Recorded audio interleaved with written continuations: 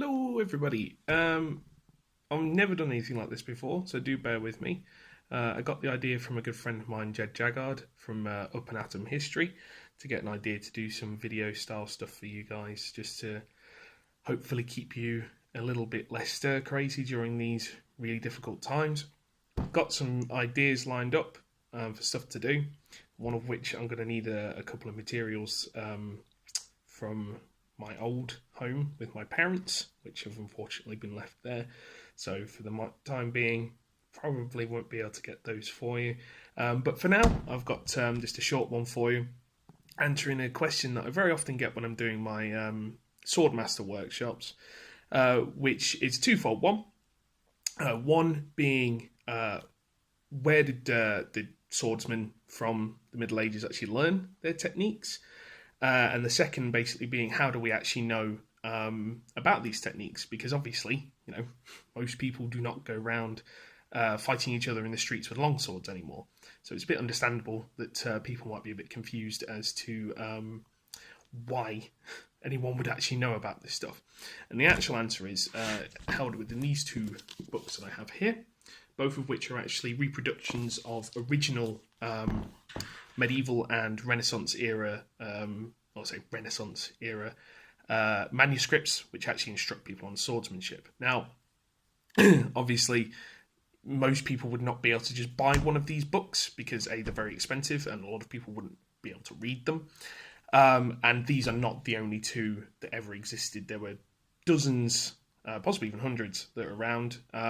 Obviously, not all of them survive, but these are two of the most well-known ones. So, to start off with, this is actually a reproduction of what's known as the Talhofer manuscript. Now, this actually came in three parts. The first being this one, it's about the longsword, and there was another about pole weapons and another about daggers as well. Now, if you have a look inside, you can hopefully see that. Illustrations of warriors wearing their very pointy shoes, and a description of the actual moves. So, for example, here it says, aggressive half-sword stance for thrusting from above and below. Now, if anyone's actually come along to any of the Swordmaster workshops in the past and know what half-swording is, the half-swording is basically when, as you can see from the gentleman here, you grip the blade with one hand and the handle with the other. Now, what that actually does is that it allows you to have a more accurate and powerful thrust, because due to the way that human biomechanics works, the further apart your hands are from each other, the more powerful your thrust is, basically. If you think about it, when you're doing any kind of lifting, the further apart your hands are from each other, the more heavy object you can lift. It's the same principle, effectively. Now, these books were not obviously in wide circulation, because this is pre-printing press era, but swordmasters who went round establishing their own sword schools would have reproductions of these available to them, would bring these along as examples, and study them, of course, as well. And they're probably actually, it's not fully known whether or not they would actually distribute them to their students or clients, should I say, because obviously this was a money-making endeavour. Nobody just did it out of the goodness of their heart. But it is interesting looking at these old manuscripts, just to how thoroughly they actually developed them. Now, what is also interesting is the fact that some of these manuscripts were not written purely in a, shall we say, easy-to-read format. And this makes sense because obviously there would have been a lot of fears of people stealing techniques and selling them as their own. So there's a really great example in Liechtenauer, who is one of the most famous sword masters, and was actually the establisher of the school of sword fighting that Joachim Meyer, who wrote The Art of Combat, which is this particular manuscript. He actually developed a manuscript in which all of the techniques were written in prose, so like poetic prose rather than as a straight instructional guide.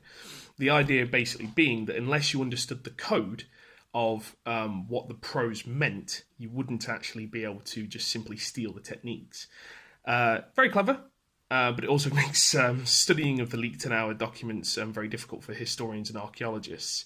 Others developed other kind of different techniques to try and hide their best abilities within their manuscripts.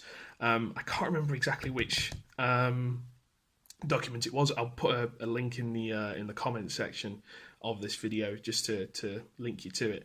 But there was actually one medieval manuscript which describes different sword fighting techniques in armour, and one of them is what's been mistranslated as "end him rightly," but now is probably believed to have been "end him quickly," which is a very unusual technique, which basically involves you clasping your long sword to your chest, unscrewing the pommel and throwing the pommel at the head of your fully armoured opponent in the hopes that it will distract him so that you can run in and end him quickly. It's an interesting one. It's been debated by historians and online internet historians, as it were, quite a lot over the time, because some people say that yes, it could actually be a viable technique. I can tell you from having hit people who are wearing full armor that if a strike from an actual longsword with two hands directly to the head is going to do minimal damage, I'm not really sure what effect throwing a 1 or 2 pound pommel at someone's fully armored head is going to do.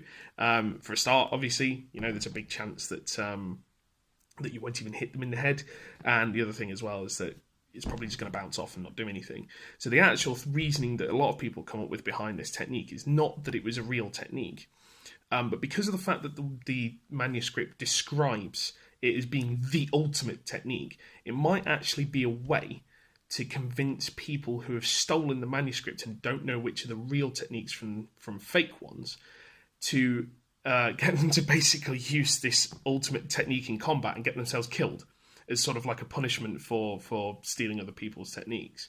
But obviously when you get to much later periods of manuscript writing, now it's worth pointing out that Joachim Meyer, 1570, he published The Art of Combat.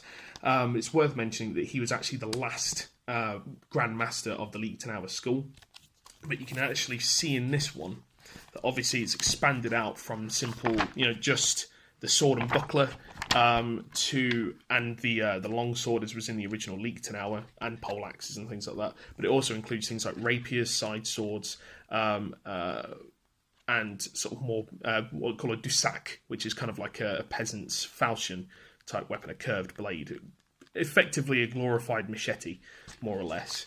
Very interestingly, you can see here the sort of 8 cuts, which I've discussed with some people before in my workshops. These are kind of like seen as the 8 directions from which to slice someone. Instructions would basically have the master swordsman basically calling out one of these directions for you to basically cut from and strike in. It's very interestingly, in fact, if I go get the book and try and find it,